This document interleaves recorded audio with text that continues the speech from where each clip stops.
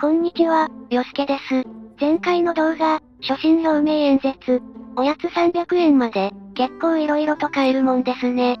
自分ルールの丸4は死守するつもりなので、どうぞ、よろしくお願いいたします。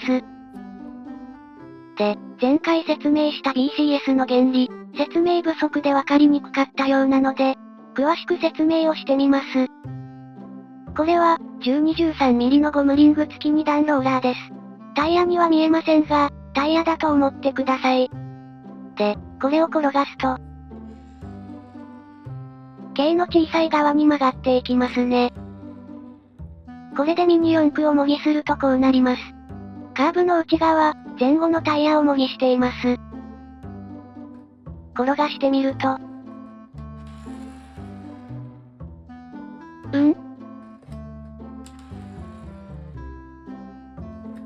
ちょっと場所が狭すぎたようですね。ミニ四駆をやるなら広いところじゃないと。おっと、空間が歪んでいたようだ。気を取り直して、もう一度。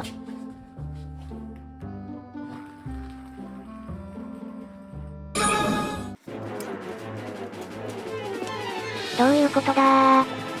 Y の理論に間違いはないはずー。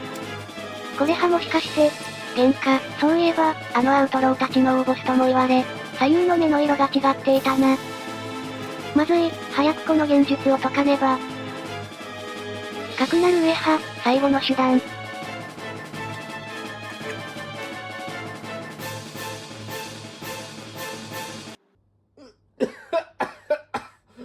ああ、マジか、こういうもの。わあ。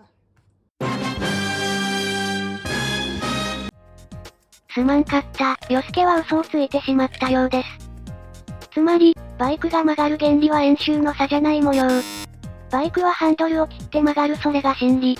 詳しくは、概要欄にわかりやすい動画のリンクを貼っておいたので、そちらで確認をお願いします。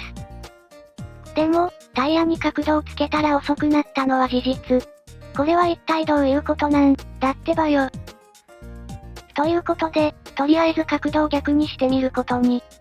タイヤを逆履きにしてみたんですが、ホイールのテーパーの影響を受けてしまって、外側ほど径が小さくなってしまうみたい。お腹が痛くて、もう一度タイヤを削る力なかったので、今回は大体の角度で、この3つについてテストします。あ、タイヤ付け替えたから触れが大きくなってます。まずは、平面と言っていたタイヤの逆履き 1.3 度から、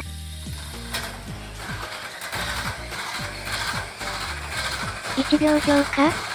前回よりちょっと遅いような。次は前回 1.3 度と言っていたタイヤの逆履きで平面。やはり、見た目ではわからんね。最後は前回 2.6 度と言っていたタイヤの逆履きマイナス 1.3 度。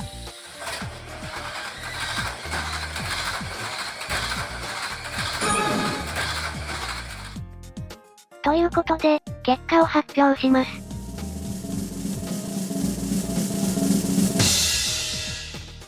はい、平面が一番早い結果となりました。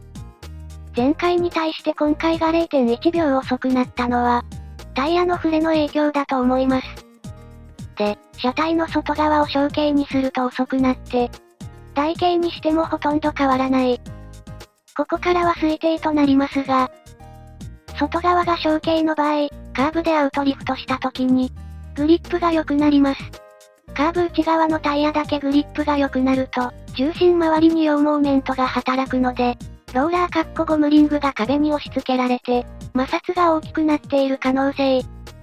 逆に車体の外側が台径の場合と、平面の場合では、タイヤがほぼ線接触となるので、グリップが変わらない、ローラーの押し付けも変わらない。